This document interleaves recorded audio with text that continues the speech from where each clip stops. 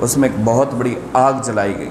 جب وہ آگ مکمل طور پر روشن ہو گئی اور اس کے اوپر سے اگر کوئی پرندہ بھی آسمان سے فضاؤں سے گزرتا تھا تو جل کر بھسم ہو جاتا تھا.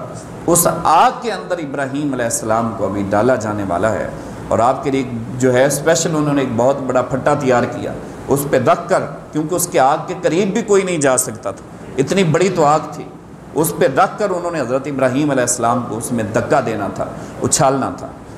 لیکن آپ کے دل میں ایک بات ہے کہ میں ایک خدائے وحدہ لا شریک، اللہ الصمد لم یلد ولم یولد، جو وحدہ لا شریک ہے، اس ایک خدا کی خاطر اگر آج مجھے آگ میں ڈالا جا رہا ہے. آپ مطمئن تھے، آپ اس بات پر خوش تھے، اور نبوت کا تقاضا ہی یہ ہے کہ وہ خدا کے فیصلوں پر خوش رہے اور اس میں کسی قسم کی چون چنا نہ کرے. نبوت کا مقام تو بہت بڑا مقام ہے.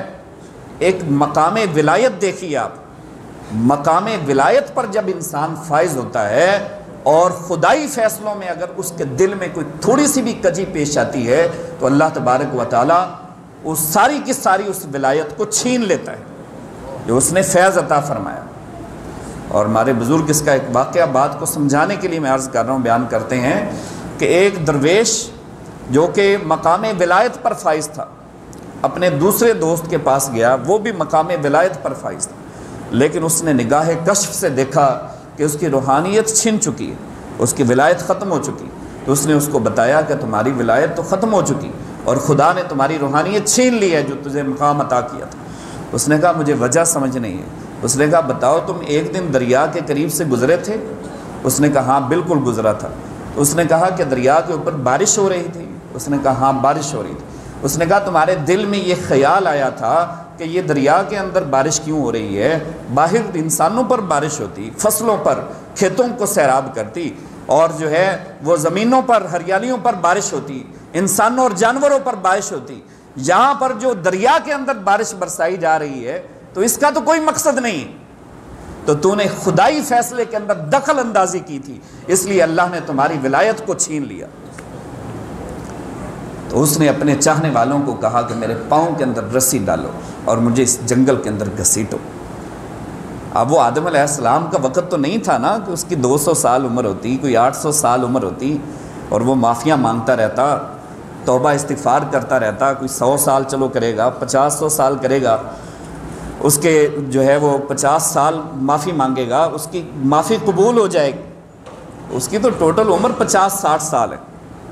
تو اس نے ظاہری بات ہے خدا کو بھی منانا ہے، خدا کو بھی راضی کرنا ہے، اور اپنی زندگی کے لمحات کا بھی خیال رکھنا ہے. تو اس نے ایسا کام کیا، کہا کہ میرے پاؤں کے اندر رسیاں ڈالو اور مجھے گھسیٹو جنگل کے اندر. تو اس کے مریدین نے اور چاہنے والوں نے اس کے پاؤں کو باندھا رسیوں کے ساتھ اور پورے جنگل میں اس کو گھسیٹتے پھرے. اس کی کمر اور بدن لہو لہان ہو گیا. تو جنگل کے درخت بھی رونا شروع ہو گئے اور پرندے بھی زار و قطار رونا شروع ہو گئے، اور انہوں نے بھی بارگاہ خداوندی میں ہاتھ اٹھا لی کہ مولا اب تو اس کو معاف کر دے، اب تو اس کی حالت زار پر کرم فرما، اب تو اپنا رحم فرما دے، اس کو معاف فرما دے. پرندوں نے بھی اس کے لیے دعائیں کرنا شروع کر دی، درختوں نے بھی دعائیں کرنا شروع کر دی. پھر اللہ تبارک و تعالیٰ کی رحمت کو جوش آیا اور عاطف غیب سے آواز آئی کہ تو ہمارے فیصلوں میں دخل اندازی کرتا ہے. تجھے نہیں پتا اس بات کا کہ جب باہر کھیتوں پر اور ریت کے ٹیلوں پر ہم بارشیں برساتے ہیں تو وہاں پر سبزے اگتے ہیں، پھول اگتے ہیں، کھیت کھلیان پیدا ہوتے ہیں، اور جب ہم سمندروں اور دریاؤں کے اندر بارشیں برساتے ہیں تو وہاں پر موتی اور ہیرے پیدا ہوتے ہیں. تو ہمارے فیصلوں کے اندر دخل اندازی کی تو اللہ تبارک و تعالیٰ کو جب کرم، اس کا رحم آیا اس کی حالت زار پر، تو دوبارہ پھر اس کی ولایت لوٹا دی گئی. تو جب ایک ولی کا مقام یہ ہے کہ وہ خدائی فیصلے میں دخل اندازی نہیں کر سکتا، تو نبی خدائی فیصلے میں کیسے دخل اندازی کر سکتا ہے؟ تو سارے فرشتے آئے، زار و قطار آئے، اور انہوں نے عرض کی کہ ابراہیم میں ہواؤں کا فرشتہ ہوں، یہ ہوائیں میرا کہنا مانتی ہیں، آپ بس حکم دیں، میں ان ہواؤں کو آرڈر کرتا ہوں، یہ ابھی ساری کی ساری چیخا کو اڑا کر یہ نمرودیوں کے گھروں پر ڈال دیں گے، اور سب کے سب گھر یہ ملیا میٹ کر دیں گے، جلا کر راکھ کر دیں گے۔ آپ نے فرمایا مجھے تمہاری ضرورت نہیں ہے۔ پہاڑوں کا فرشتہ آتا ہے، بارشوں کا فرشتہ آتا ہے۔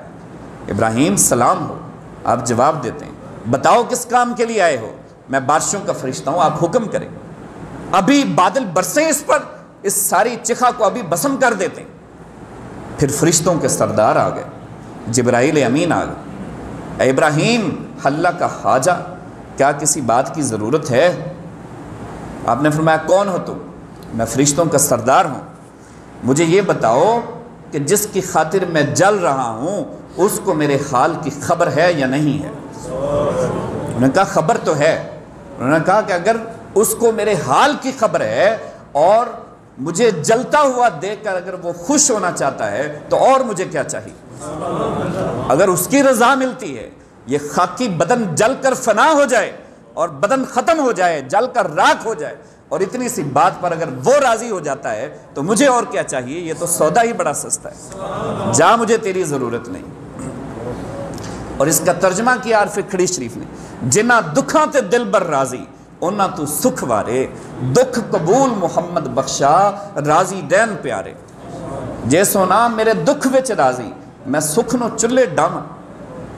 یہ سارے شکوے شکایتیں اور سارے گلے شکوے اور ساری ناراضگیاں جو بات بات پر، چھوٹی چھوٹی بات پر تکلیف ابھی آ نہیں بکتی اور ہم پہلے سے شکوہ کنا ہو جاتے ہیں، وہ ساری کی ساری باتیں اس بات پر ختم ہو جاتی ہیں۔ اگر خدا دکھ دے کر راضی ہے، خدا اگر مصیبت میں گرفتار کرنا چاہتا ہے تو کون ہے اس کے سوا جو مصیبت کو ٹال سکے؟ عرفاء اس بات کو خوشی خوشی قبول کرتے ہیں، خوشی خوشی قبول کرتے ہیں، اس لیے وہ عرفاء بنتے ہیں اور مقام ولایت پر فائز ہو جاتے ہیں۔ اور ہم چونکہ زبان تام دراز کرنا شروع کر دیتے ہیں، ہمارے اوپر مصیبتیں آ گئی، یہ زندگی اس سے تو موت بہتر تھی، فلاں ہو گیا، مر گئے، لٹ گئے، واویلا شروع ہو جاتا ہے۔ وہ جو پہلے نیکیاں ہوتی ہیں وہ بھی چھین لی جاتی، وہ بھی ضائع کر دی جاتی۔ تو اللہ نے دیکھا کہ میرا خلیل نہ تو فرشتوں کی بات کو مانتا ہے، نہ فرشتوں کے سردار کی آفر کو قبول کرتا ہے۔ پھر اللہ تبارک و تعالیٰ نے جب دیکھا کہ میرا خلیل جلنے کے لیے تیار ہو چکا ہے مکمل طور پر، اور اس کے ارادے میں کوئی کمی باقی نہیں رہی، بلکہ ارادہ عزم میں تبدیل ہو چکا ہے۔ ارادہ عزم میں کب تبدیل ہوتا ہے یہ بھی میں آپ کو کس دن بتاؤں گا۔ ارادہ عزم میں تبدیل ہو چکا ہے تو اللہ نے اس آگ کو مخاطب کر کے کہا کہ اے آگ، ٹھیک ہے کہ تیری طبیعت میں جلانا ہے، لیکن تو اس وقت تک جلا جب تک کہ لوگ اپنی طبیعت پہ قائم رہیں۔ انسانی طبیعت یہ ہے کہ وہ جلنے سے گھبراتا ہے، وہ جلنے سے دور بھاگتا ہے، جلنے سے ڈرتا ہے، لیکن جب انسان اپنی طبیعت سے باہر نکل چکا ہے اور جلنے کے لیے تیار ہو چکا ہے تو اے آگ، جلانا تیری طبیعت ہے۔ جب میرا خلیل اپنی طبیعت سے باہر نکل چکا ہے تو بھی ذرا اپنی طبیعت سے باہر نکل، یا نارو کونی بردا، اے آگ ٹھنڈی ہو جا اور گلزار بن جا۔ وسلام علی ابراہیم، ابراہیم علیہ السلام پر سلامتی بن جائے۔ جہاں اللہ کے خلیل آتے ہیں وہاں پر جلتی ہوئی آگ گلزار بن جاتی ہے، جہاں اللہ کا حبیب آتا ہے وہاں مردہ دل پھر سے زندہ ہو جاتے ہیں۔ تو یہ مقام خلیلیت اور حبیبیت تھا۔